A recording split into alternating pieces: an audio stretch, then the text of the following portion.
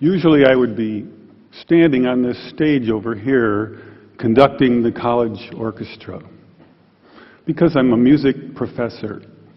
But tonight I'm going to talk about my moonlight activities in the field of science and how they led to a cancer research lab and an important breakthrough.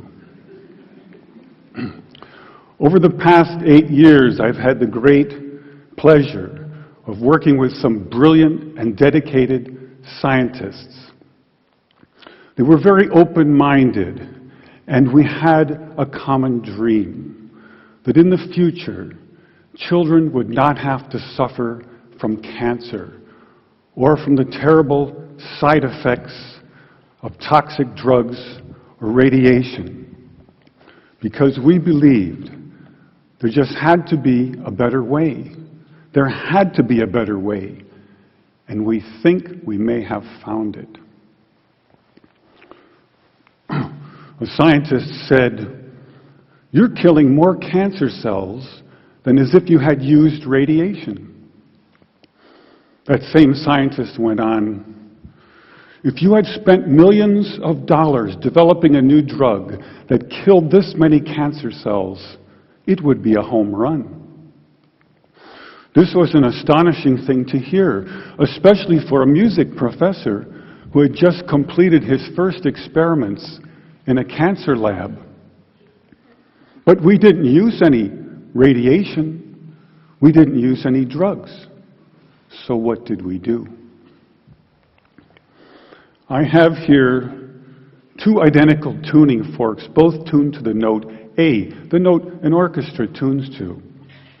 These forks are both made to vibrate 440 times per second.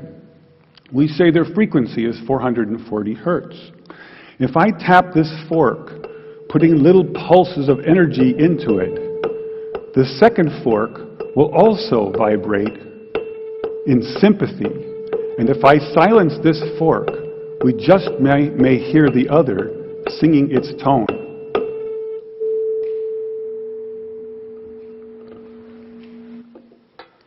We say that I'm inducing a sympathetic resonant vibration in the second fork.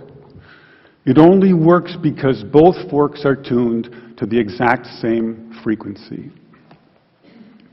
Now, many of us have seen this very charming young man on the internet who shatters crystal glasses with his powerful voice.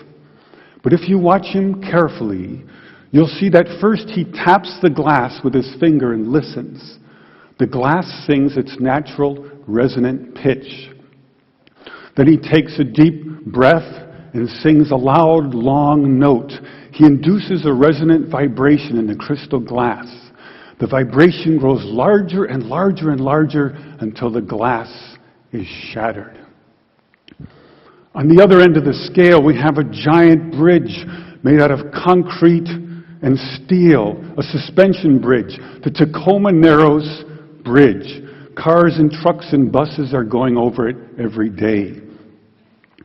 And unfortunately, where they built this bridge, there was a steady wind blowing across it. And one day this wind induces a small vibration in the bridge, hardly noticeable. But the frequency of the vibration matches the resonant frequency of some part of the bridge. And the vibration gets larger and larger and larger until the bridge collapses into the river below. A destructive resonant frequency. So on one end of the scale, we have a giant concrete and steel bridge destroyed by resonance. And on the other, we have a small crystal glass shattered. So maybe we could shatter something even smaller, something really small, something you would need a microscope to see. Maybe we could shatter a living microorganism. But to do that, you'd need some sort of theory to serve as a basis. And we find that basis in a wonderful book called The Rainbow and the Worm, The Physics of Organisms, by a scientist, May Wan Ho.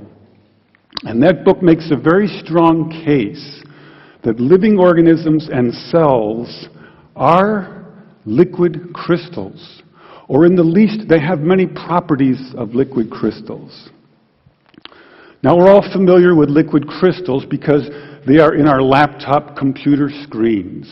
LCD display, liquid crystal display. And we can change the qualities of the liquid crystals in our computer screen by sending special electronic signals to it. We can change the color and the shape on the screen with these signals. So maybe we could change a biological living liquid crystal with a special electronic signal. But in order to do that, we would need some kind of device. So we search the U.S. patent database, and we find this invention by a physician, Dr. James Bear of Albuquerque, New Mexico. It's called a resonant frequency therapy device, and its purpose is to induce a resonant vibration in a living organism or cell. And there are two really important things about this device. The first is that it uses a very special kind of antenna. They take a hollow glass sphere, they evacuate the air, they put in some helium gas, and when we send in our electronic signals, the helium gas lights up like a fluorescent light. An electrified gas is called a plasma. So this is called a plasma antenna. And it has many special properties uniquely suited for this kind of work. The second important aspect about Dr. Bear's invention is that the output always pulses. It's on, it's off, it's on, it's off. This is very important because when you're doing research on the effects of electromagnetic waves on living organisms and cells, if the signal is constantly on, you are in danger of inducing heat in those cells. And heat causes indiscriminate destruction. And we don't want that. We want targeted destruction. So we don't have to worry about heat. And now we go to the biology laboratory and we take Dr. Bear's device, and the hunt begins through a microscope for a frequency which will shatter a living microorganism. Now we have a method of controlling Dr. Bear's device by an input control frequency. So if I put in, say, 100 hertz, out will come 100 pulses per second. If I put in 200 hertz, we'll get 200 pulses. So now we're searching for the magic frequency. And we start with 100 hertz, and we look through the microscope to see if anything's happening. We watch for 5 minutes. Nothing happens. So we try 101 hertz. We look through the scope for 5 minutes, and nothing happens. So we try 102, 103, and so on. Over the course of 15 months, we try hundreds and hundreds of frequencies, if not thousands, until we find the magic combination. The answer is you have to have two input frequencies, one low, one high, and the higher frequency must be 11 times the lower. It's what we musicians would call the 11th harmonic. And when we add the 11th harmonic, we begin to shatter microorganisms like a crystal glass. These are the first videos taken.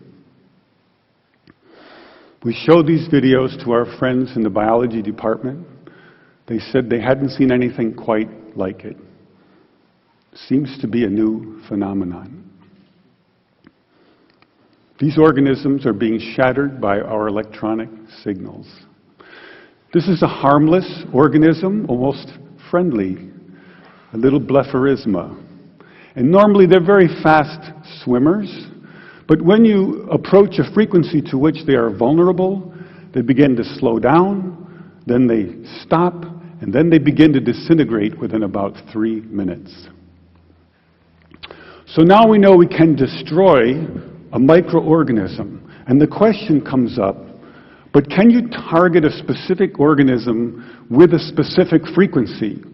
So in this next video, you'll see a large organism in the center, a paramecium, undergoing disintegration, and swimming all around it, a tiny different organism, which is unharmed. If we're lucky, we'll also hear the audio as I narrate the experiment live in a noisy lab. Perhaps you can see this sort of fireworks effect happening in the growing blister to the right of the organism. And here comes a little neighbor, wondering what's going on. Who's testing? And you can see blisters forming now on the lower left quadrant and upper left quadrant.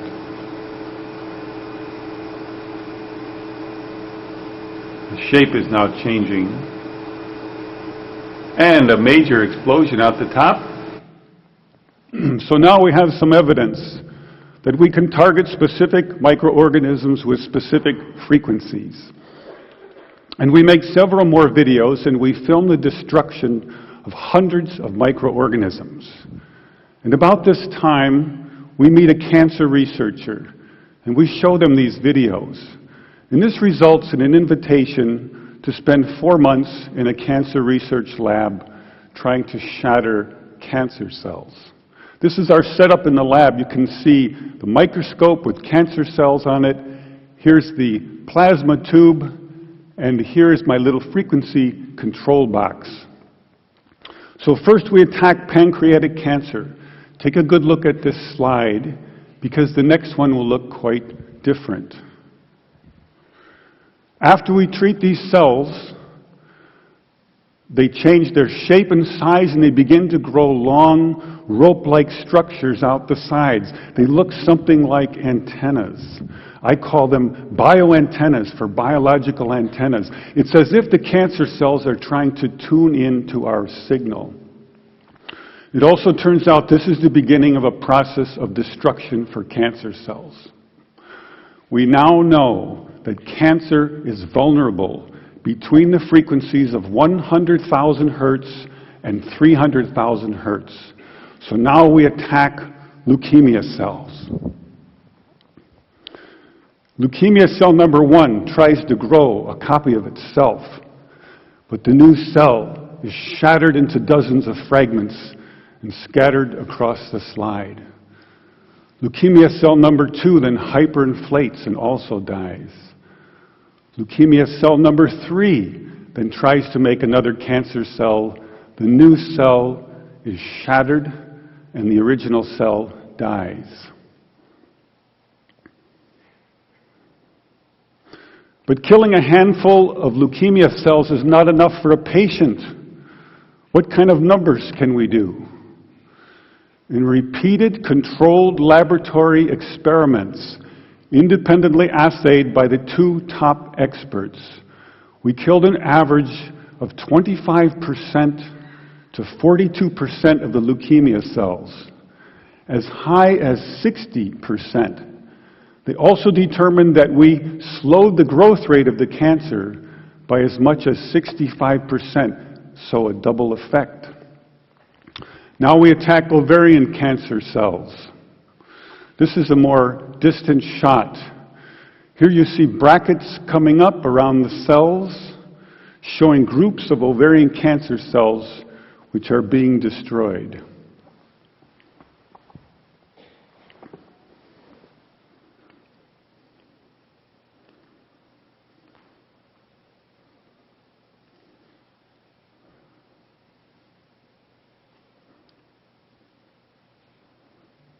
You can see by the end of the video that a great many ovarian cancer cells were destroyed.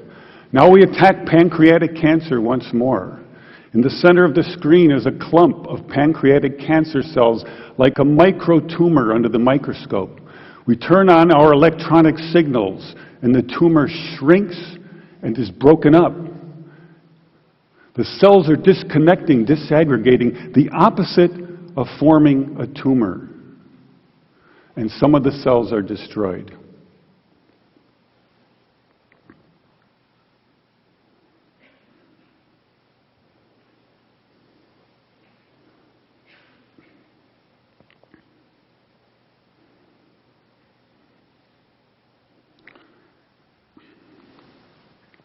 In our most recent work, we attacked the deadly organism MRSA. MRSA is particularly dangerous because it's resistant to many common antibiotics. Thousands of people die every year from MRSA. They have drugs for it, but they have very toxic side effects. We found that our electronic signals could actually eliminate antibiotic resistance in MRSA. Then by adding a very small amount of a common antibiotic, we were able to kill MRSA and slow its growth rate. Since I was a 17-year-old high school student with twin interests in both music and science, I never imagined the two would come together in a cancer research lab. I now believe that the future cancer treatment rooms for children will be a very different place. It will be a pleasant place where children gather and make new friends.